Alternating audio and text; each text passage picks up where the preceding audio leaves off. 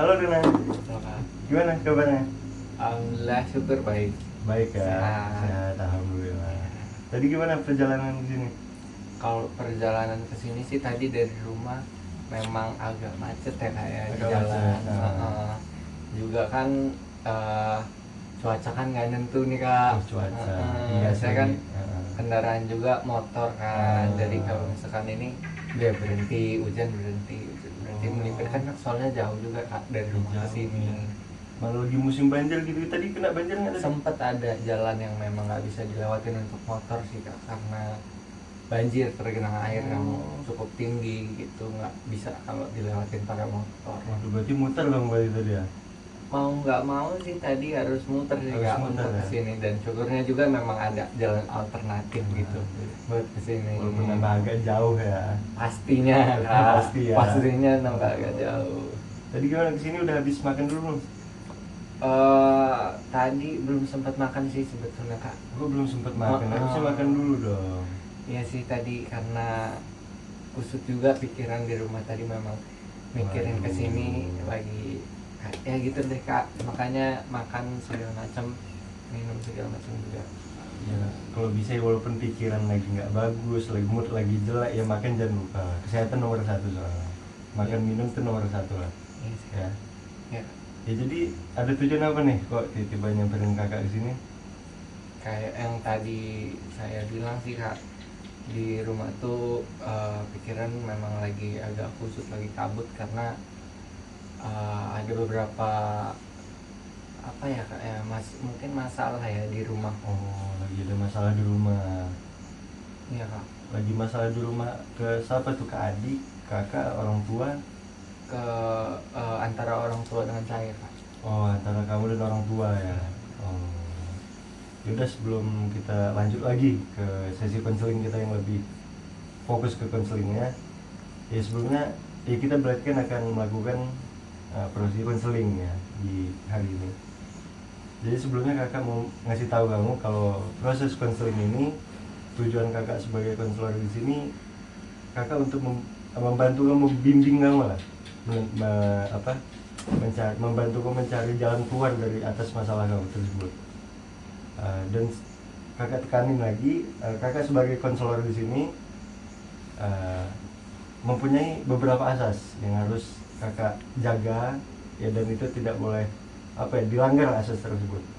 Yang pertama di sesi konseling kali ini itu ada asas kerahasiaan.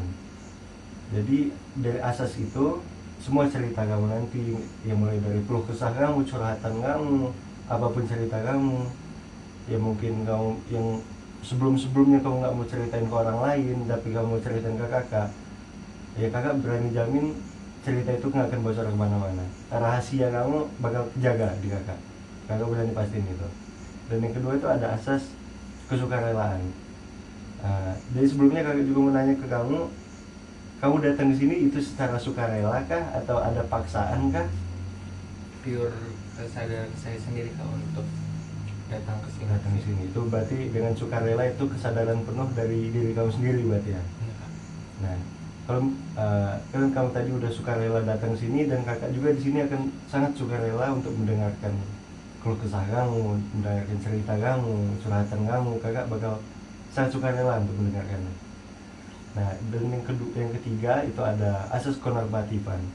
Jadi dari sesi konseling ini kita nggak, kakak berani jamin kita nggak akan jauh-jauh melenceng ke arah agama, melanggar norma budaya, norma agama atau apapun itu. Kita nggak akan melanggar norma-norma hukum itu.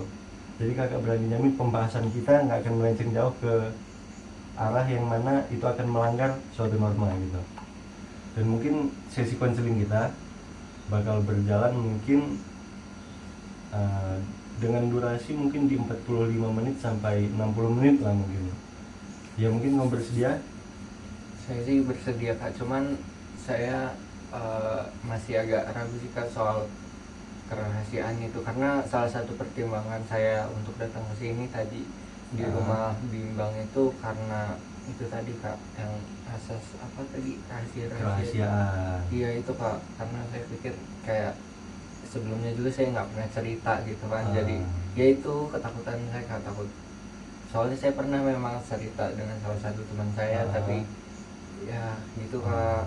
Bocor gitu ya, kemana-mana ceritanya. Ya di sesi konseling ini kakak berani ngejamin 100%, kakak berani, ya kakak berani jamin intinya cerita kamu, curhatan kamu, rahasia yang akan kamu ceritakan ke kakak, kakak berani jamin itu nggak akan kesebar kemana-mana. Itu antara kakak dan kamu aja yang tahu. Itu nggak akan kesebar ke orang lain, ke orang tua kamu, bahkan ke siapapun. Itu nggak akan kesebar ke siapa-siapa. Itu antara kakak kamu dan Tuhan dong yang tahu, nggak akan lebih dari itu. Jadi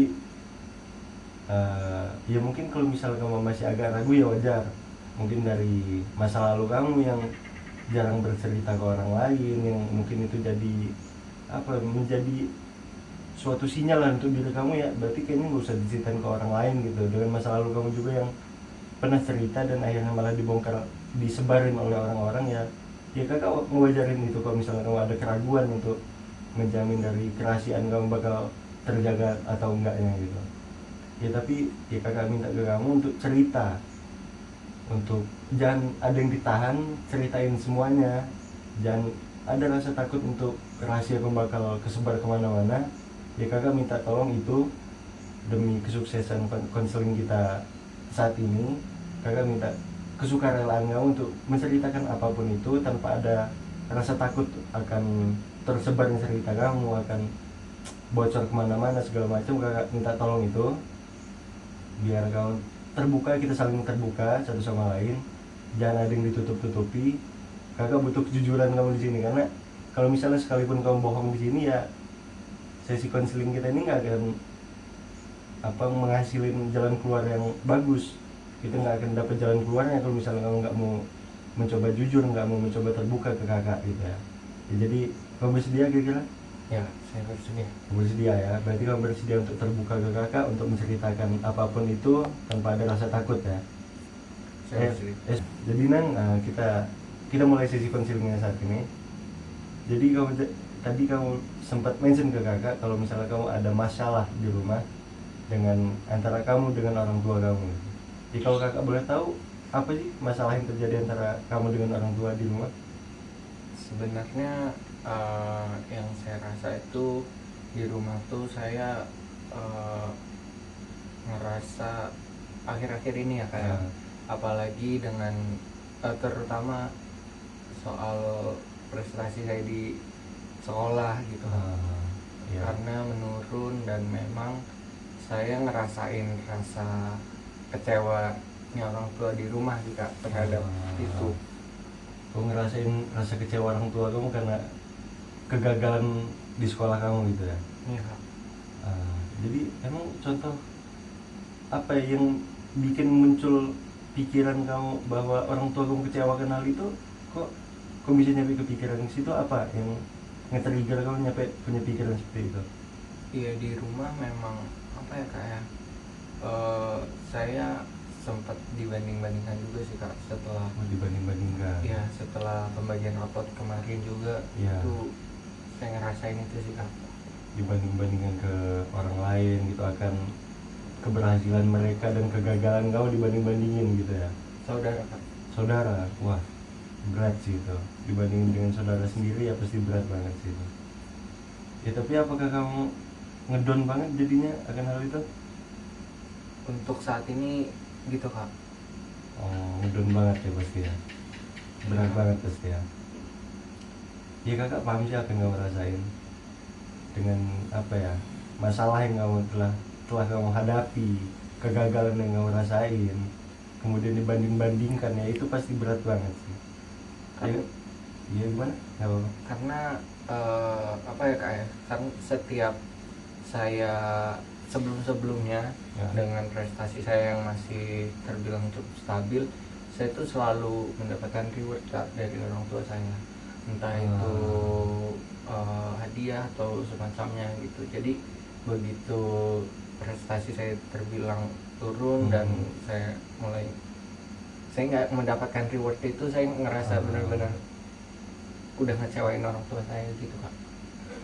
Berarti orang tua kamu selalu ngasih reward setelah kamu mendapatkan sebuah prestasi, itu mendapatkan sebuah pencapaian gitu ya. Jadi apakah apa mungkin kamu ngerasa juga misalnya orang tua kamu nih akan bahagia misalnya kamu mendapatkan suatu pencapaian saja gitu ya, nggak bahagia akan kekurangan kamu, berarti dia hanya bahagia dengan kelebihan kamu aja gitu. Apakah itu ada pikiran kayak gitu juga? Iya, sempat terbersit pikiran seperti itu sih Kak. Ya berarti ya itu pasti berat banget sih, dengan hal yang apa perasaan yang kamu rasain itu pasti berat banget gitu, dengan kegagalan yang udah kamu rasain kemudian malah dibanding-bandingkan, kemudian juga terbesit di pikiran kamu misalnya, terbesit juga di pikiran kamu kalau orang tua kamu hanya bahagia saat kamu mendapatkan sebuah pencapaian ya. Wah itu berat banget sih. Saya ngerasa nggak berharga sih Kak. Berharga. Dengan saya nggak mendapatkan reward itu, saya drop ya gitu Kak. Ya di saat ini apa yang ada di pikiran kamu, apa yang kamu rasain sekarang? Itu Kak, saya nggak berharga Kak. Nggak berharga karena saya nggak mendapatkan semua itu kayak kemarin. Tapi apakah kamu di dalam lubuk hati kamu juga kamu apa mengharapkan sebuah apa ya, mendapatkan sebuah perasaan dihargai gitu? Apa kamu berharap mendapatkan perasaan itu? Pasti Kak. Pasti ya. Pasti, karena kemarin saya memang mendapatkan itu soalnya. Tiba-tiba sekarang malah nggak mendapatkan itu karena kamu mengalami sebuah kegagalan ini ya. Iya. Pasti berat banget sih dengan kegagalan yang udah kamu rasain, kegagalan yang kamu alami tadi, kemudian mendapatkan perlakuan seperti itu dari orang tua, ya itu ya pasti itu berat banget sih. Kakak paham betul gimana yang kamu rasain. Ya mungkin ya udah nih, coba nggak apa-apa, coba minum dulu ini untuk tenangin diri kamu, sekalian minum teh yang udah kakak sediain ini. Saya minum, terima kasih Kak ya.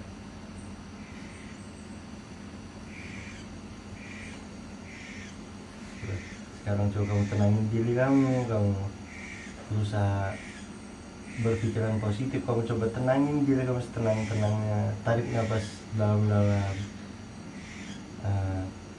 Ya bahwa mungkin emang orang tua kamu hanya butuh apa ya, mungkin waktu untuk tahu bahwa tapi enggak, sorry, saya juga mau nanya, orang tua kamu tahu nggak dengan keadaan kamu saat ini? Enggak. Orang tua kamu nggak tahu. Ya mungkin ya namanya orang tua ya, yang seperti yang kita tahu, orang tua apalagi zaman ya orang tua zaman apa boomer segala macam ya, mereka nggak tahu apa yang orang lain rasain gitu loh. Mereka hanya bertindak, orang berperilaku pada orang lain tanpa memikirkan perasaan mereka gitu, bahkan ke anaknya sendiri gitu. Ya mungkin itu ada kesalahpahaman di antara orang tua kamu dengan kamu. Ya mungkin satu cara yang bisa dilakukan adalah kamu coba terbuka ke orang tua. Apa sebelumnya kamu pernah terbuka ke orang tua sebelumnya? Belum pernah. Bahkan menceritakan apapun nggak pernah berarti? Hanya hal-hal yang memang saya dengan ayah. Saya itu di rumah itu dengan ayah itu memang ada satu topik yang pasti sama-sama kami suka, dan begitu pula dengan ibu gitu. Jadi untuk hal-hal lain itu nggak ada Kak selain topik yang kami suka. Topiknya itu tentang diri kamu kan, tentang personal diri kamu antara kamu dengan orang tua atau bukan? Bukan. Oh, topiknya bukan dari topik itu, bukan? Saya nggak pernah ceritakan terbuka apa yang saya rasain hari ini saya gimana. Saya Ya mungkin ada baiknya ya, ini mungkin kakak bisa ngasih saran ke kamu. Jadi kakak ada saran sebenarnya dari cerita yang udah kamu ceritain tadi, keluh kesah yang udah kamu ceritain tadi. Mungkin saran dari kakak, kamu ada baiknya untuk terbuka ke orang tua dengan mulai dari hal-hal kecil lah, dengan menceritakan apa ya, kebimbangan kamu, keluh kesah kamu mungkin ke orang tua. Ya dari hal-hal kecil seperti itu ya mungkin itu akan mendorong pikiran orang tuamu kalau misalnya ya anakku juga nih bisa ngerasain perasaan yang nggak baik gitu loh, misalnya ngerasain keputusasaan, ya mungkin dari keterbukaan kamu itu bisa membuat orang tua kamu berpikir bahwa ya anak ini sebenarnya kalau terlalu dipres, terlalu nggak diperhatiin, ya dia bakal putus asa, dia bakal kehilangan arah tujuannya gitu. Ya mungkin itu tadi, mencoba terbuka ke orang tua. Ya mungkin dari awal mulai nggak mulai mencoba terbuka ke orang tua juga akan lebih terbuka ke kamu kan, siapa tahu. Ya ada baiknya seperti itu. Dan kalau misalnya kamu nggak mencoba untuk terbuka sama sekali ke orang tua, ya akan terjadi ini, mungkin miskom.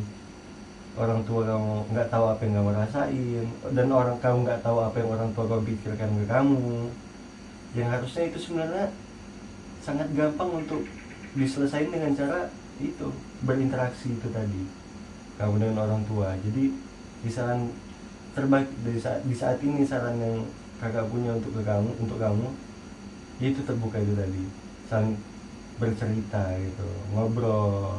Ya obrolan ringan aja, nggak terlalu serius-serius, ngobrol santai ke orang tua kamu habis makan atau gimana lah gitu. Ya mungkin itu saran dari kakak yang bisa kakak kasih sih. Ya mungkin ada yang kamu rasain lagi selain itu? Itu sih Kak, memang yang saya rasain terbebani itu. Terbebani ya. Kakak ngewajarin sih itu, ya pasti berat banget dengan ya banyak sekali masalah yang udah kamu laluin, kemudian tidak ada dorongan dari orang tua, ya pasti itu sangat berat sih. Tapi apakah kamu pernah terbesit di pikiran kamu kalau orang tua kamu emang gak ada rasa peduli ke kamu gitu? Iya Kak, Itu pernah muncul? kemarin Oh, baru kemarin Kemarin. itu muncul. kemarin Itu karena apa kok bisa ada muncul pikiran seperti itu? ya itu Kak, karena saya dibandingkan itu. Dibanding-bandingkan itu tadi. Ya itu dia. Sebenarnya kan itu ada kesalahpahaman antara pikiran orang tua ke kamu dan pikiran kamu ke orang tua gitu. Sebenarnya kalau itu misalnya diobrolin baik-baik, kamu terbuka ke orang tua, kalau bu, aku ngerasa kayak gini gara-gara ibu giniin loh, ya mungkin dari keterbukaan itu ya orang tua kamu bisa mikir gitu, orang tua kamu bisa mulai terbuka juga ke kamu gitu, bisa memberikan apa ya, dorongan atau memberikan penghargaan ke kamu tanpa ada embel-embel apapun gitu. Jadi contohnya tadi kan kamu ngomong kamu selalu dikasih penghargaan kalau kamu mendapatkan sebuah pencapaian saja gitu. Ya mungkin dengan obrolan singkat, obrolan kecil lah antara kamu dengan orang tua, itu bisa hilang gitu.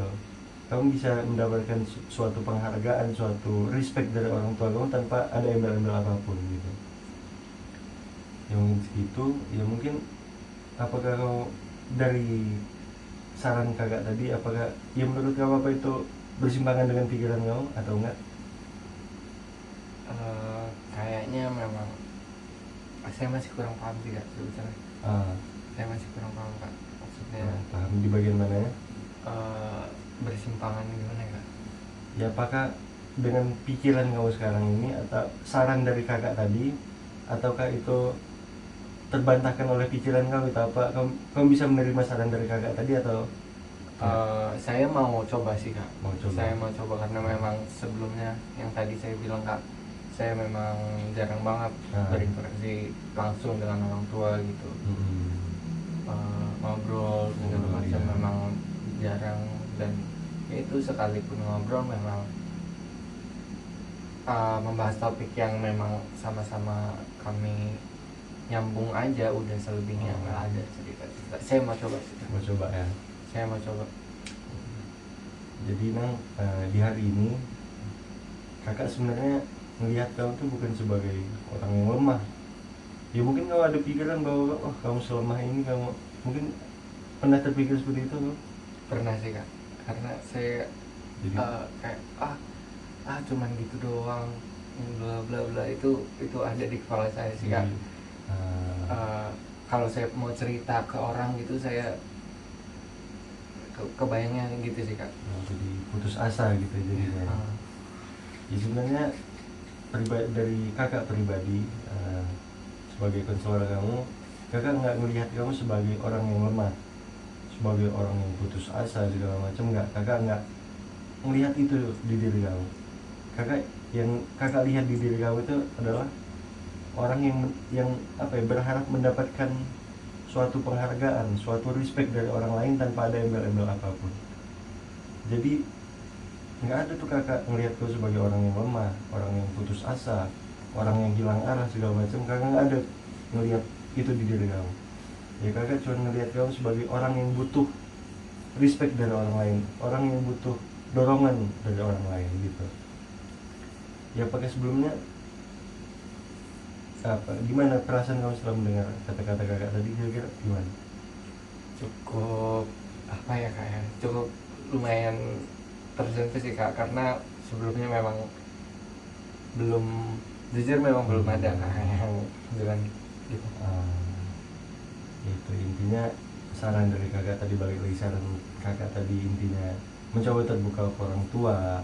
Dan kamu bukan orang yang lemah, kamu orang kuat, kamu orang yang kuat, kamu hanya orang yang butuh suatu respect lah dari orang lain gitu. Sebenarnya kamu cuma hanya mengharapkan hal kecil itu doang sebenarnya, tapi karena gara kamu nggak mendapatkan hal itu dengan akibat masa lalu kamu sebelum-sebelumnya, ya mungkin itu yang bikin kamu down atau mental kamu down segala macam.